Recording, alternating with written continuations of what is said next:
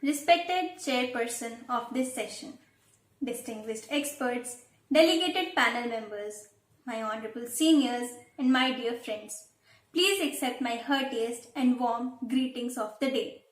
A sense of gratitude and thanks to the officials and teachers of NLU Kochi and the learned members of organizing committee for selecting my paper for this international conference.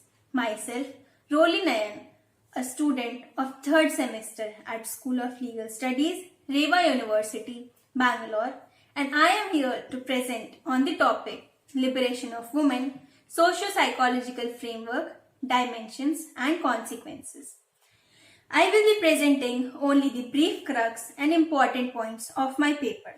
So, as we all know the meaning of liberty, liberty for me is the condition free inside a society from severe limitations forced by expert on one's lifestyle, or we can also say that it implies non-appearance of just unreasonable and self-assertive restrictions and not all limitations.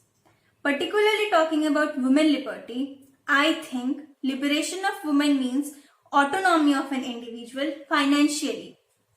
We all are well aware of the facts about constitutional and social aspect about women liberty, so I won't say anything about that, although I have mentioned points regarding that in my paper.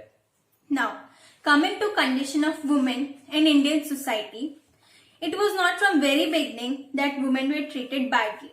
In fact, in Vedic culture, participation of wives was required in numerous customs. Women could choose their husband in a gathering called Swayamvar. They were used to be the authors of numerous Vedic scripts as well as mantras. And it was in medieval period when their condition started deteriorating. When foreign conquerors like Muslims annexed India, original Indians wanted to guard their women folk from the barbarous Muslim invaders. All this gave rise to some new evils such as child marriage, sati, johar, restriction on girl education, etc. When we are talking about education system, education status of women in India, it used to be good during Vedic period. As I said, they were used to be the authors of various Vedic scripts as well as mantras. But after independence, the education and literacy of women is in very worrying condition. In fact, in 1951, we had about only 9% of literacy among women, whereas in 2011, it increased up to only 65%. Although Government of India took major initiatives after 1990s concerning the women of the country, in 1990s, awards from foreign contributor agencies empowered the development of new women-oriented NGOs. Currently, women in India are taking part in every activity like education, politics, defense services, banking finance, space sciences, media, art and culture, service sector, science and technology, etc. But all these revolutionary modifications have come up with many questions on their self-esteem, their safety and their security. These challenges can be seen as the increasing criminal cases related to women in our country day by day.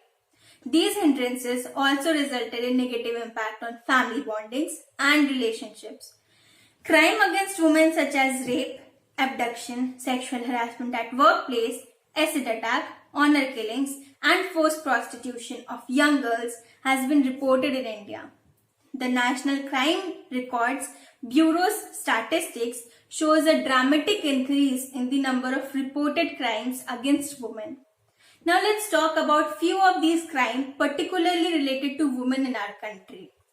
First on the list is female infanticide. Now these new technologies called ultrasound scans regularly uncover the sex of infant, permitting pregnant ladies to choose to prematurely end these female hatchlings and attempt again later for a male kid. Second one is acid attack.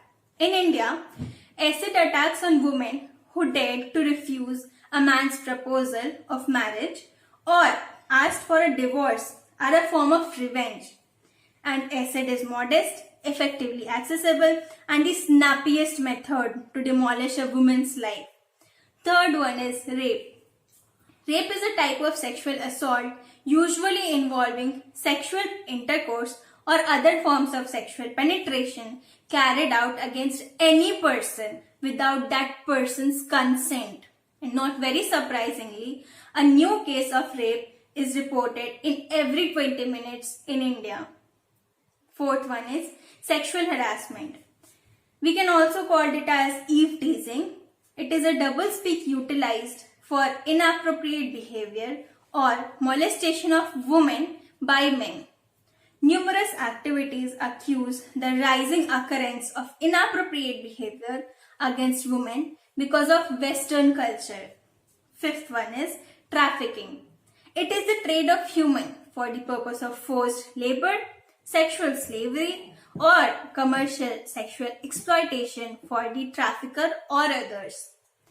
Sixth and last one is cybercrime. A very recent incident was getting viral on social media about boys' locker room where some minor boys were objectifying females' body part by sharing some random photoshopped nude pictures and supporting gang rapes. Some people in our society says that if a woman will be in her limits, if she won't come outside her house, then she will be safe. But in this very recent incident, no girl went outside her house but still got raped verbally by these boys.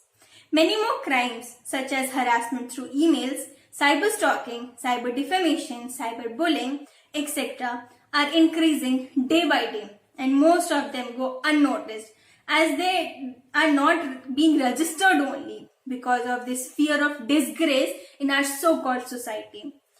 So now, I would like to conclude by saying a woman, a person with all spheres in her life who are viewed as the feeble piece of our society, however, really are the most grounded one. We find throughout the entire existence of our nation, women were abused. They were not given any recognition. They were not given any acknowledgement. I agree, Government of India can make laws. Government of India can make rules. They can make strategies concerning women empowerment. But we, as a woman, we, as a girl, we do need to evacuate all the dread and wavering and venture out ourselves for our own acknowledgement. Nothing can help a woman until she encourages herself to help out her own self. Women with their family work also contributes in the economy of nation by earning for her family. She lags nowhere behind a man. Women should never be viewed as the feeble piece of the society, as their household chores is more troublesome than a man's office work. Now let's take an example. Any man works for 8 to 10 hours with a weekly leave, whereas a woman works for entire day, entire 24 hours continuously without any weekly or any monthly leave. So, a battle's woman's life is an axis of a man. The development of the society is only possible if the society, instead of trying to change this nature's beautiful gift, a man and a woman, it tries to accept it and understand it. So, few suggestions may be considered in this regard as, first one, society as a whole should respect women and aware each other about the different roles played by a single woman. Everyone needs to understand that even if a woman is a housewife, her work is equally stressful. And just because she doesn't receive any payments in form of money doesn't mean that she is jobless. Now let's take another example. If the same housewife goes to some other person's house and starts doing the same household chores there as a maid, then she will be getting paid. So, a woman's work and sacrifices can't be measured in monetary values. Second one is sex. Sex is a part of personality, and sex education can help develop a complete personality. A lot of people consider mother as the most ideal person to give sex education, but I personally believe that a father's participation is equally important. As parents teaches their child the importance of saving water, good manners, bad manners, they should also teach a child about gender equality. They should make them understand that a male and a female both are equally important for the development of any society, and there is no difference between the two. Third one, like having knowledge about every subject is important, I think providing knowledge about gender and sex is also important.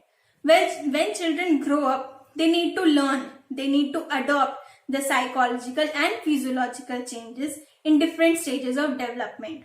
Sex education should be included as a chapter of moral sciences books to make them learn about these changes. Fourth one is sex education should be given to children from school level. Try to make them accept and understand the role and responsibility of their own gender. Make them aware about the differences and similarities that every individual have.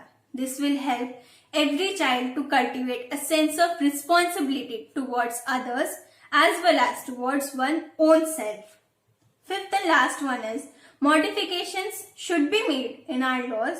Like many other countries, India should also make laws to take instant action against crimes which are happening against women, so that in future no Nirbhaya have to wait for 8 long years to get justice. The punishments should be so cruel that a man, before committing any crime against any woman, have to think twice. For this, the enforcement agencies should make laws that will be effective, dynamic, and most quickest one. Thank you for your kind attention. Have a nice day.